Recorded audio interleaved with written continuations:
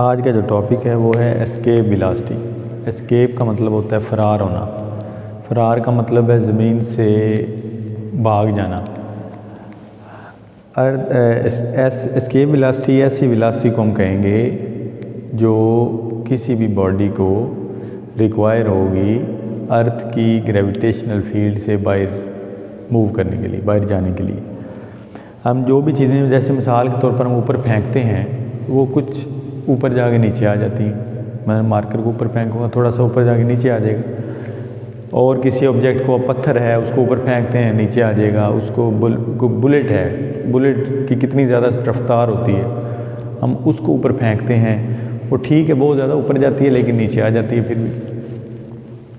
तो escape velocity क्या होगी अगर हम किसी बॉडी को इतनी ज़्यादा इनिशियल वेलोसिटी दें कि उससे वो अर्थ की ग्रेविटेशनल फील्ड से बाहर निकल जाए। ठीक है, उसको कोई और फोर्स ना लगे, सिर्फ इनिशियल वेलोसिटी इतनी देनी है कि वो अर्थ की ग्रेविटेशनल फील्ड से बाहर निकल जाए, तो उसको हम बोलेंगे एस्केप वेलोसिटी।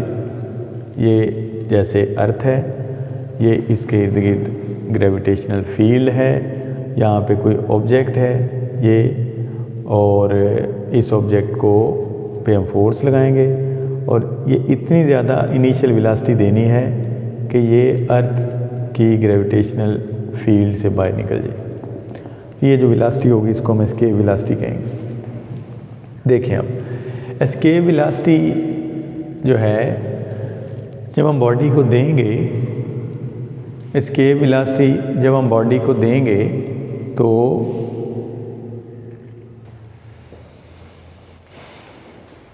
अच्छा वो जो है जब हम इनिशियल वेलोसिटी उसको देंगे तो आपको पता है इनिशियल वेलोसिटी का मतलब है हम बॉडी को बेसिकली काइनेटिक एनर्जी दे रहे हैं। हम किसी भी बॉडी को जो जब मूव करवाते हैं फोर्स लगाते हैं तो मोशन आ जाती है तो काइनेटिक एनर्जी आ जाती है।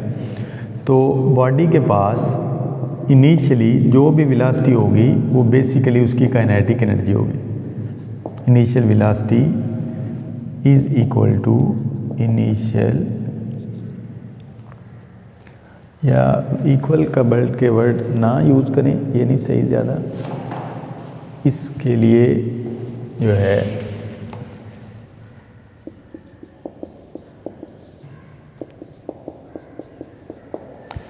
यहाँ पे डेरिवेशन की एडिंग दें,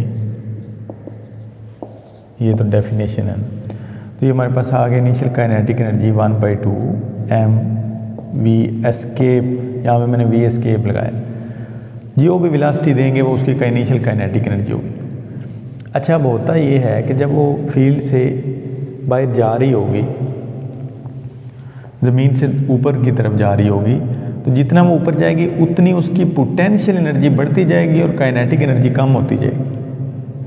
जैसे जैसे ऊपर जाएगी रफ्तार कम होगी, लेकिन ज़मीन से उसकी जो डिस्टेंस बढ़ता जा रहा है ना, हाइट सेंटर ऑफ अर्थ से जो उसका डिस्टेंस इंक्रीज होता जा रहा है, तो उससे उसकी पोटेंशियल एनर्जी में इजाफा होता जा रहा है। तो हमें पता है कि जो जब भी बॉडी की काइनेटिक एनर्जी कम हो तो उससे उसकी पोटेंशियल बढ़ेगी, दोनों एक टाइम पे नहीं बढ़ सकती।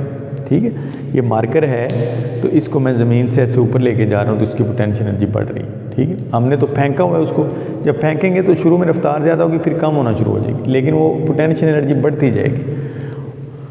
जो इंक्रीज इन पोटेंशियल एनर्जी है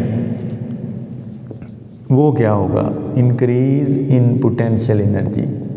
जो पोटेंशियल एनर्जी में चेंज आएगा, basically change in potential energy या इंक्रीज इन पोटेंशियल एनर्जी एक ही बात है।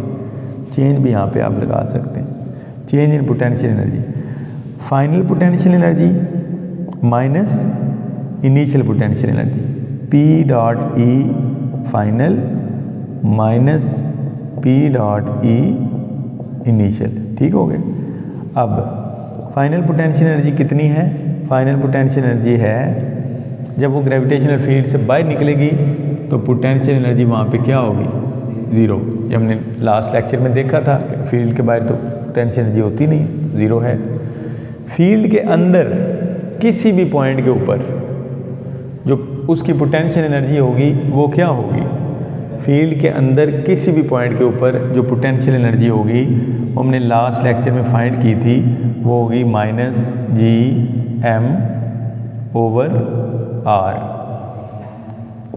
m।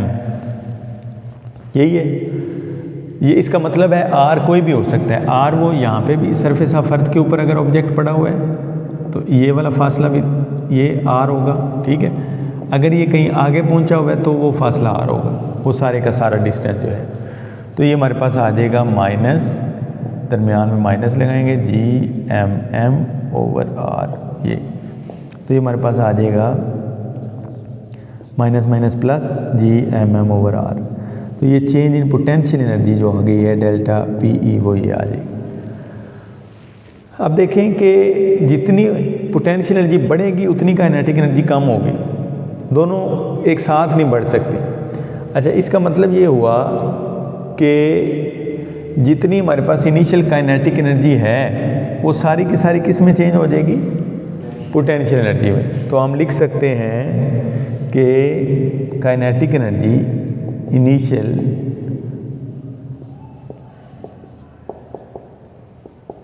इज इक्वल टू होगा चेंज इन पोटेंशियल एनर्जी। तो हमारे पास ये आ जाएगी 1/2 mv एस्केप का square is equal to Gm/r। mm से कैंसिल हो गया, v एस्केप का स्केयर ये 2 इधर ले हैं, 2Gm/r आ जाएगा।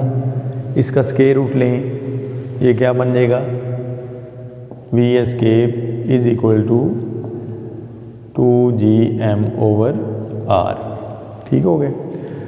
अच्छा, अब मैं एक तो एस्केप वेलोसिटी का ये फार्मूला है, इसमें g ग्रेविटेशनल कांस्टेंट है, m मास ऑफ अर्थ है, r रेडियस ऑफ अर्थ है, ये सारी वैल्यूज पुट करेंगे तो ये एस्केप वेलोसिटी आ जाएगी।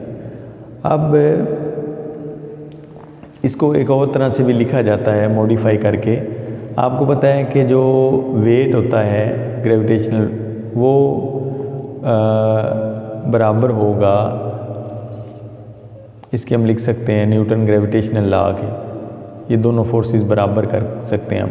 जैसे देखें वेट को F/W करते हैं, इसको W is equal to Fg। Weight क्या होता है mg और Fg क्या होगा, ग्रेविटेशनल फोर्स दो बॉडीज़ के दरमियान Gm/r²। ठीक हो गए, r दोनों के दरमियान फासला है, इसके और इसके दरमियान, ठीक है, दो बॉडी अर्थ और बॉडी उसके दरमियान। अब यहाँ से mm से कैंसिल हो गया तो ये g बराबर आ जाएगा Gm/r²। यहाँ से r² इधर मल्टीप्लाई कर दें, Gr² is equal to Gm। Gm की वैल्यू इस इक्वेशन में पुट करें, इसको हम इक्वेशन नंबर 1 कह रहे हैं, इसको हम 2 कह देते हैं। तो 2 की वैल्यू 1 में पुट करें तो ये हमारे पास आ जाएगा यूजिंग इक्वेशन 2 इन इक्वेशन 1, ये हमारे पास आ जाएगा v escape is equal to 2Gr²/r। Gm की जगह पे Gr² लिख दिए, r से कैंसिल हो गया, हमारे पास आ जाएगा 2Gr का स्क्वायर रूट।